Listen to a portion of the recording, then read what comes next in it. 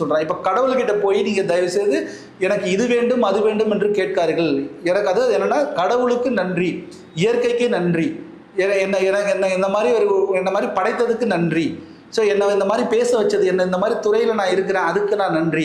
அப்போது இந்த மாதிரி நன்றிகளை தெரிவித்துக் கொண்டே இருந்தால் நமக்கு என்ன ஆகும்னா ரொம்ப பாசிட்டிவான ஒரு வைப்ரேஷன்ஸ் நமக்கு கிடைக்கும். இப்போ பணம் மட்டும்தான் என்னுடைய குறிக்கோளாக இருக்குது, எனக்கு ரொம்ப முக்கியமான தேவை, வாழ்க்கையை நடத்துவதற்கு முக்கியமாக இந்த பணம் என்ற ஒரு பொருளாதார நிலை கண்டிப்பாக தேவை அப்படின்னா நீங்கள் பணம் என்ற ஒரு விஷயத்துக்கு நன்றி சொல்லிக் கொண்டே இருக்கணும். அதாவது பணம் இல்லை, எப்போவுமே பணம் இல்லை பணம் இல்லை பணம் இல்லை பணம் இல்லைன்னு சொல்லிக்கிட்டே இருந்தோம்னா பணம் இல்லாமலே போய் ஆரம்பிச்சிடும்.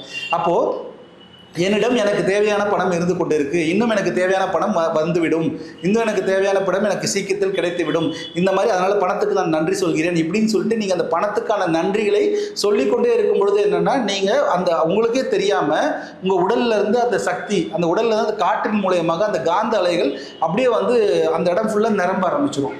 அப்போது நீங்கள் எங்கே பிரார்த்தனை செய்கிறீங்க, எங்கே நீங்கள் நன்றி சொல்கிறீங்க, எங்கே அந்த உங்களுடைய வார்த்தைகளுக்கு நீங்கள் சக்தி கொடுக்குறீங்கன்னா நீங்கள் எந்த இடத்துல இருக்கீங்களோ அந்த இடம் முழுக்க நெகட்டிவ். இப்போ ஆஃபீஸாக இருக்குது அப்படின்னா கண்டிப்பாக அந்த ரூமில் நீங்கள் நெகட்டிவே பேசாமல் எவ்வளோ நீங்கள் அவாய்ட் பண்ணுறீங்களோ அந்த அளவுக்கு அந்த ஆஃபீஸ் வைப்ரேஷனாக இருக்கும்.